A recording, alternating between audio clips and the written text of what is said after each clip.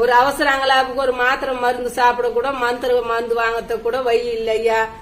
அந்த மாத்திரையும் கூட திருப்பதிக்கு போய் வாங்கி வரணும், அதுக்கும் வழி இல்லை. அந்த மாத்திரை இல்லைன்னா நான் ஒரு மனநோயாளி, எனக்கு மாத்திரை இல்லைன்னா தூக்கம் வராது.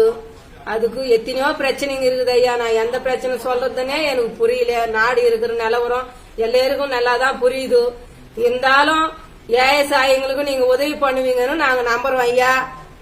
முதலமைச்சர் ஐயா, உங்களுக்கு 1000 கும்பிடு ஐயா. எங்களுக்கு ஒரு நல்ல வழி காட்டுங்க. இந்த நெசவாளனுங்க ஜனங்க ரொம்ப வதங்கி வாடி போய்க்குதுங்க. எங்க கஷ்டமே இல்ல, எங்க கிராமமே பசி மட்டினிமா இருக்குது ஐயா. நீங்களா மனசு வைக்கணும், ஏதாவது ஒரு உதவி பண்ணுங்க. எப்பதான் நூல் வரும், எப்பதான் வேலை செய்வோன்றதே ஒன்னும் புரியல ஐயா. எங்கோ கைனு கட்டுங்களே கீரைங்க அது இது புட்டு சாப்பிட்டுங்கிறோம் ஐயா. நாங்க அன்னாட வேலை செய்தாதான் எங்களுக்கு சாப்பாடு.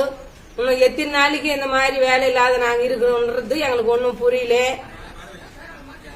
என்ன பண்றது ஐயா, நீங்களா மனசு வையுங்க. எந்த சௌகரியம் இருந்தாலும் வசதிப்பட்டவங்களுக்கு தான் போதே தவிர ஏழை மக்களுக்கு எதுவுமே சாயல ஐயா.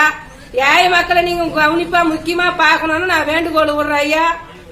ஏதாவது நாங்க தப்பு பேசினா எங்களை மன்னிக்க வேண்டும். ஏழை மக்களுக்கு ரொம்ப உதவ வேண்டும். எங்களை விட இன்னும் பசி பட்டினமா இருக்கிறவங்க எல்லாரையும் நீங்க ரொம்ப கண்காணிப்பா அவங்களுக்கு வகுத்து பசி தீர்த்தீங்களா நீங்க கோடி புண்ணியமா இருக்கும் ஐயா. Very interesting, but I don't care.